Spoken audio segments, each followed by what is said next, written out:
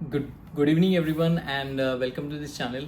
तो आज की इस वीडियो में हम बात करेंगे एक स्मॉल कैप कंपनी के बारे में जो एसी रिलेटेड स्पेस से है, जो बेसिकली कंज्यूमर स्पेस से बिलोंग करती है।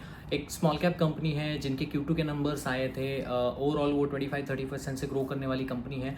उनको डिटेल में समझने की कोशिश करेंगे, Q2 के नंबर्स कैसे थे, आगे आने वाले समय में उनका आउटलुक क्या रह सकता है, और ओवरऑल ये जो एसी रिलेटेड स्पेस है उसमें किस तरीके से अपडेट आ रहे हैं, किस तरीके से बाकी कंपनियां परफॉर्म कर रही है। क्योंकि आपने देखा होगा कि Q1 के नंबर्स के बाद पीजी इलेक्ट्रोप्लास्ट जो एक बहुत बड़ी कंपनी हो गई थी और बहुत अच्छा रिटर्न्स अपने इन्वेस्टर को बना के दिया था पिछले कुछ समय से, वहाँ पर आपने देखा होगा कि बहुत सारी गिरावट और तेज़ गिरावट आई थी।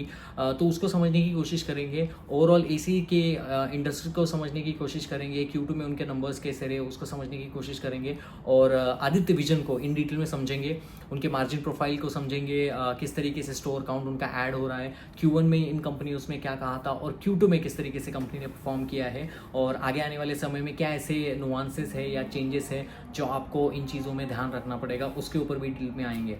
Before we go into the details of the Aditya Vision, which is a electronic consumer company in India, which is present in the Hindi heartland, Uttar Pradesh, Bihar और झारखंड। लेकिन वापस आते हैं थोड़ा सा एसी स्पेस के ऊपर, बिकॉज एसी इंडस्ट्रीज में दो तीन चीज़ें बहुत ही आपको समझना ज़रूरी है। अगर कोई भी कंपनी हो, पीजी इलेक्ट्रोप्लास्ट हो, डिक्सन टेक्नोलॉजी हो, आपकी ईपैक ड्यूरेबल जैसी कंपनी हो, ये आदित्य विजन जैसी कंपनी हो, सेलिकॉर गैजेट जैसी कंपनी हो, जो भी कंपनियां इस स्पेस में काम करती है, आपको समझना पड़ेगा कि उनका Q1 का नंबर जो होता है वो सबसे इंपॉर्टेंट और पीक नंबर होता है पूरे साल के गाइडेंस के लिए।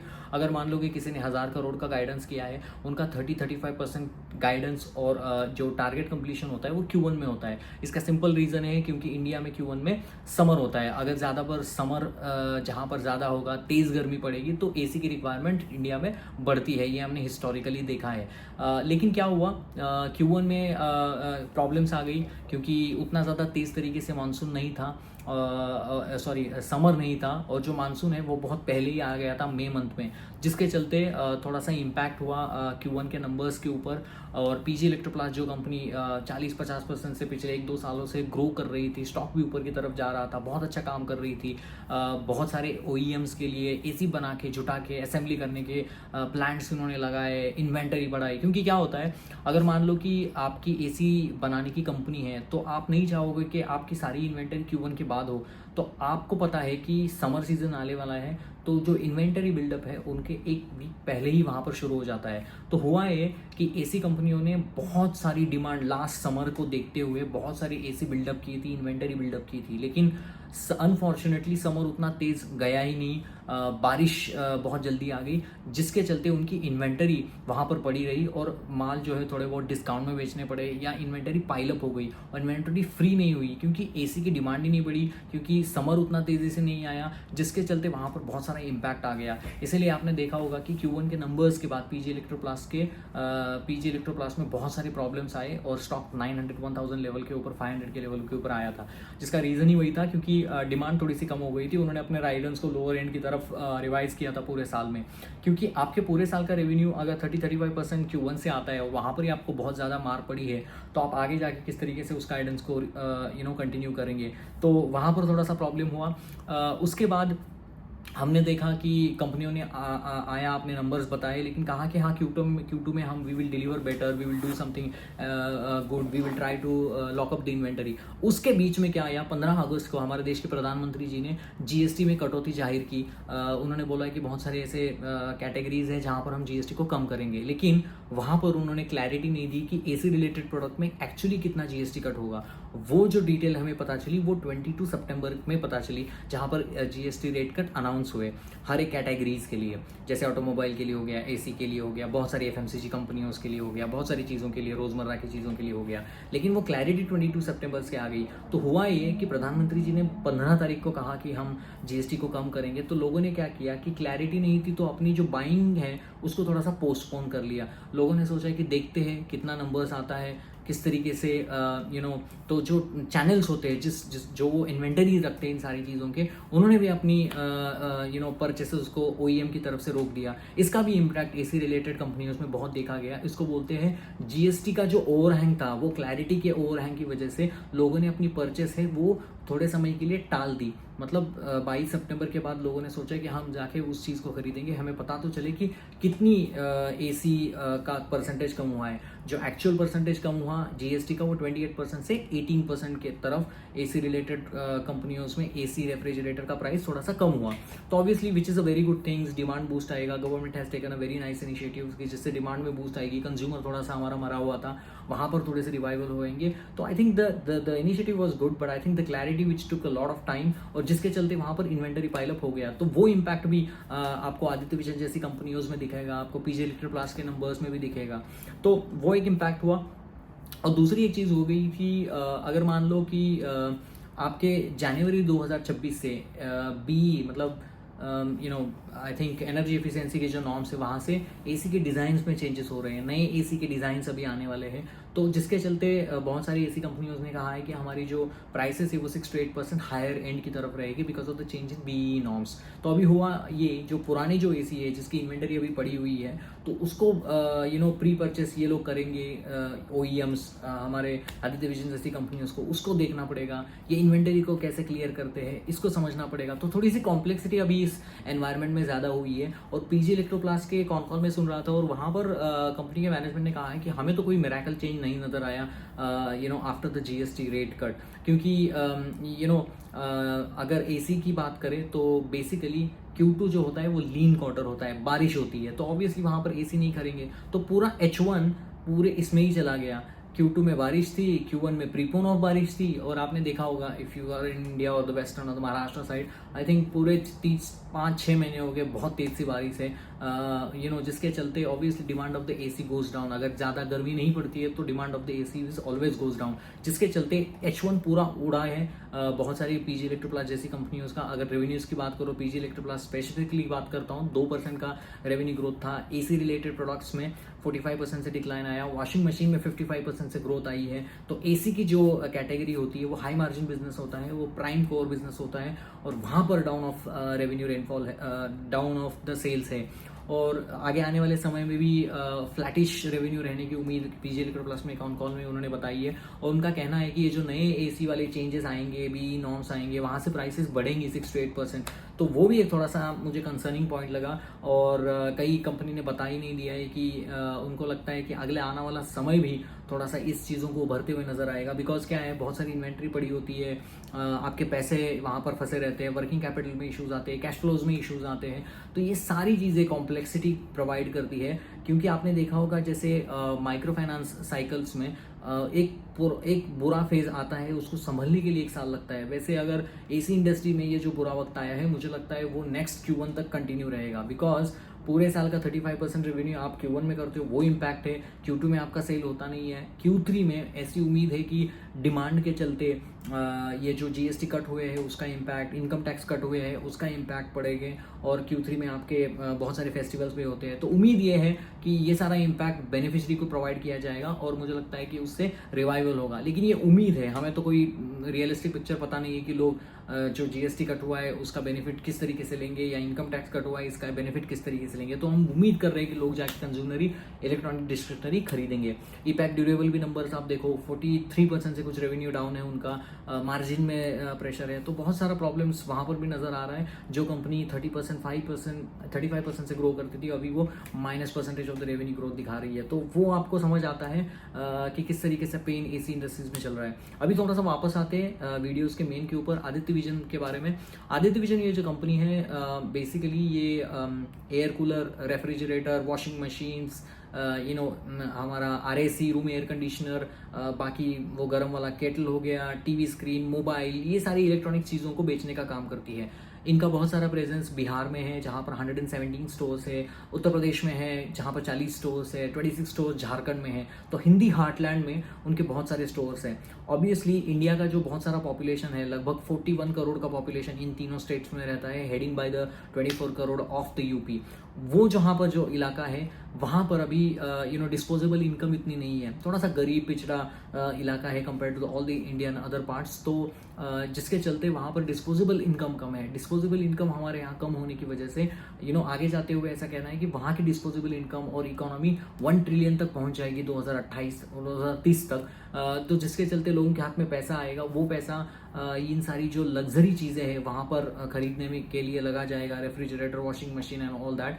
तो एसी का जो पेनिट्रेशन है पूरे इंडिया में तो 10% के ऊपर है, 35% यहाँ पर रेफ्रिजरेटर का पेनिट्रेशन है। तो उम्मीद है कि जब आदमी लो इनकम ग्रुप से हाई इनकम ग्रुप में जाता है तो ऑब्वियसली वो नया टीवी खरीदेगा, नया वॉशिंग मशीन खरीदेगा, नया रेफ्रिजरेटर खरीदेगा, नया टीवी, फ्लैट स्क्रीन टीवी खरीदेगा, मोबाइल फ़ोन खरीदेगा। और मुझे लगता है कि इसकी वजह से वहाँ पर स्टार्ट करना, वहाँ से ग्रोथ करना थोड़ा सा सेंसिबल भी बनता है। तो अगर आदित्य विजन की अगर बात करें तो नॉर्मली हिस्टोरिकली ये कंपनी 25-30% से रेवेन्यू ग्रोथ करती थी, मार्जिन अच्छे रहते थे और इसीलिए आपने देखा होगा 100 का स्टॉक 400-500 तक चला गया था।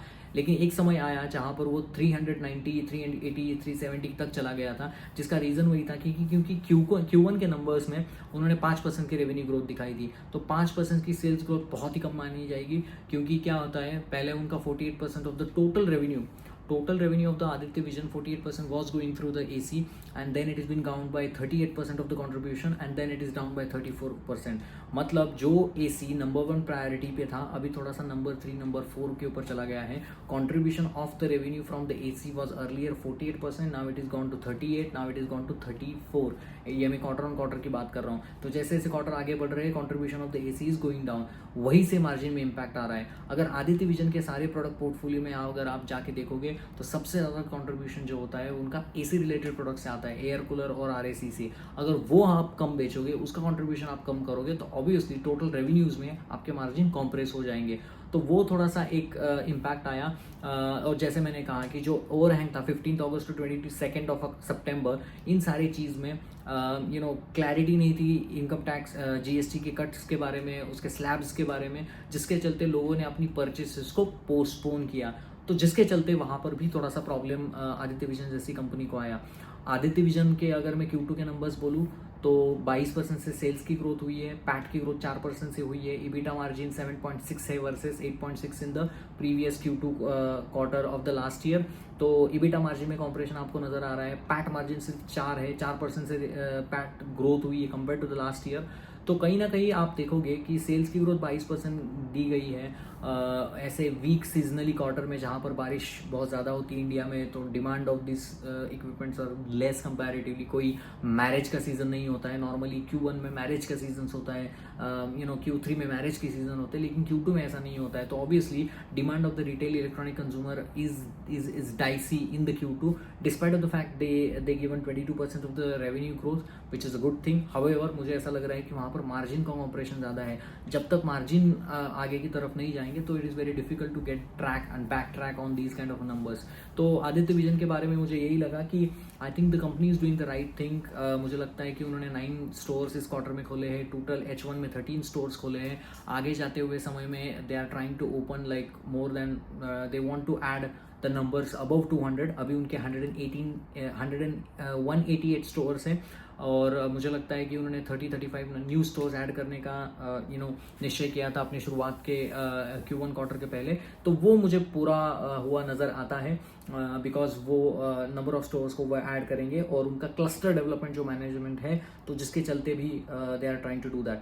और एक अच्छी बात उन्होंने बताई कि बिहार की इलेक्शन अभी हुई है, बिहार के इलेक्शन के पहले 10,000 रुपये महिलाओं को दिए गए। ऑब्वियसली 1.3 करोड़ महिलाएं हैं बिहार में, तो 13,000 करोड़ महिलाओं के हाथ में आएंगे। GST का जो कट हुआ है उसका इम्पैक्ट कंज्यूमर डिस्क्रिप्शन को बढ़ाने के लिए हो जाएगा। जो गवर्नमेंट एम्प्लॉई है उनको 30-35% वेतन दिया गया है, जिसके लिए लोगों के हाथ में पैसा आ जाएगा। इसके चलते इनकम टैक्स में जो कटौती हुई है उससे लोगों के हाथ में पैसा आएगा। 125 यूनिट तक इलेक्ट्रिसिटी को फ्री करा दिया गया है, उसके वजह से भी लोगों के हाथ में पैसा आएगा। और इन जनरल जो इनकम टैक्स कट हुआ है 12 लाख तक कोई इनकम टैक्स नहीं है, जिसका फ़ायदा भी कंज्यूमर ही होगा, लोगों के हाथ में पैसा आएगा। तो ऐसी उम्मीद है कि ये पैसा लोग जाके इलेक्ट्रॉनिक चीज़ों को खरीदेंगे and all of that, aspirational चीज़ों को लेंगे, और जिसके चलते इन कंपनियों को फ़ायदा हो सकता है, ऐसा माना जा रहा है। और आदित्य विजन ने भी यही कहा कि Q3 and Q4 is going to be better than the Q1 and Q2। और उनका कहना है कि अगर समर नॉर्मल रहा तो Q1 2027 will be fantastic year for the Aditya, fantastic quarter for the Aditya vision. तो वो बात उन्होंने कही विच is a very good thing.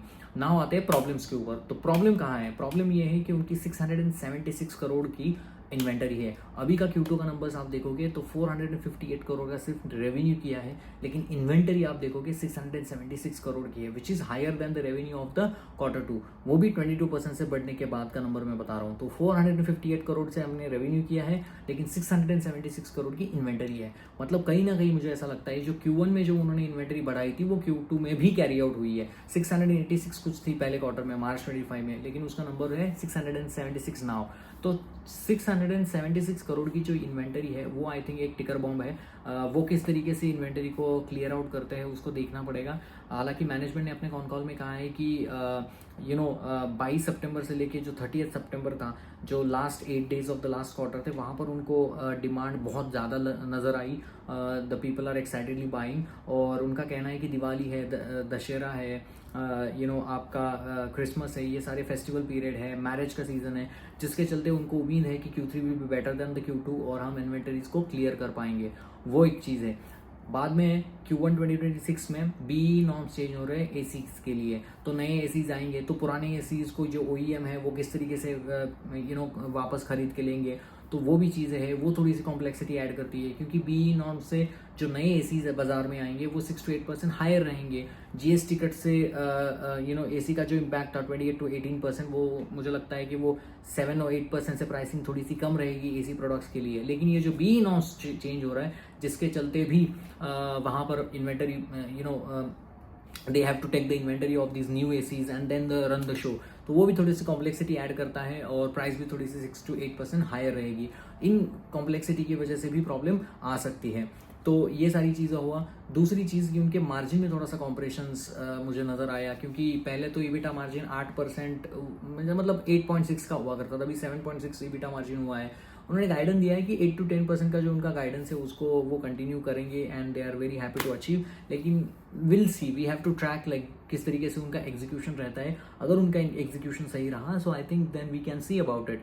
However अगर मैं नेट वर्किंग कैपिटल डेज की बात करूँ तो वहाँ पर भी मुझे थोड़ी सी दिक्कत लगती है, विच इज़ ऑब्वियस, बिकॉज क्या होता है कि आप इन्वेंटरीज को बिल्डअप करते हो और वर्किंग कैपिटल्स में प्रॉब्लम आती ही आती है, कैश का क्रंच आ जाता है, क्योंकि आपके पास उतना कैश अवेलेबल नहीं रहता है, क्योंकि आप अपने वेंडर्स को और अपने जहाँ से पैसे ले रहे हो तो वहाँ पर थोड़ी सी गैप नज़र आती ही आती है। तो आदित्य विजन ये जो कंपनी है एक अच्छी कंपनी है, अच्छे सेक्टर्स में भी है। एसी का पेनिट्रेशन 10% है इंडिया में, तो आगे जाते हुए सारी चीज़ें बढ़ने वाली है। They are doing the right thing by opening the stores in the Hindi heartland, which is a good thing. However जो इन्वेंटरी पाइलअप का जो नंबर है वो मुझे थोड़ा सा डिसअपॉइंटिंग लगा। मतलब ज़्यादा इन्वेंटरी है, अगर ये इन्वेंटरी क्लियर ना कर पाते वो इस फेस्टिव सीजन में, then I think it's going to be a tough again the Q4 for them as well before the revival of the Q1 which will come. लेकिन उन्होंने कहा है कि जो 8 डेज थे पोस्ट GST और जो डिमांड नज़र उनको आ रही है ये जो फेस्टिवल सीजन की, वो वाइब्स अच्छी है and we will continue to deliver on our guidance. अभी उन्होंने गाइडेंस जो दिया था 30-35 स्टोर्स ओपन करने का, वो कंप्लीट हो रहा है। They are very right on track to do that.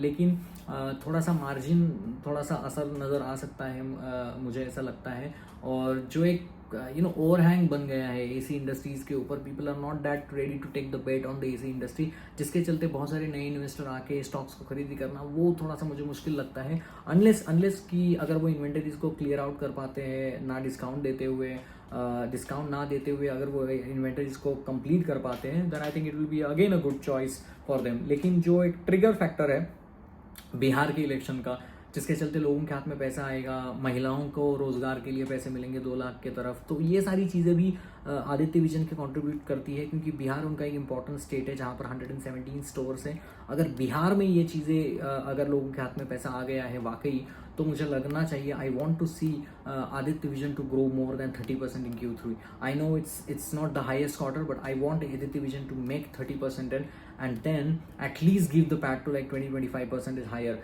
सो ये थोड़ा सा फैक्टर मुझे आदित्य विजन से चाहिए, जो मुझे उम्मीद है कि वो करेंगे and then stock can perform. इसलिए आपने देखा होगा कि पूरे after the Q1 numbers also they have not shown some revival on that front. So hope you like my videos, hope you like my contents. Please like, share and subscribe. I will try to make the video tomorrow morning on the US what's happening, because there are so many stocks in the US is going down. और I think NVIDIA's की earnings भी है कल, so I think wait and watch, see what things are going to ahead. So hope you like this video about Aditya Vision. Please like, share and subscribe.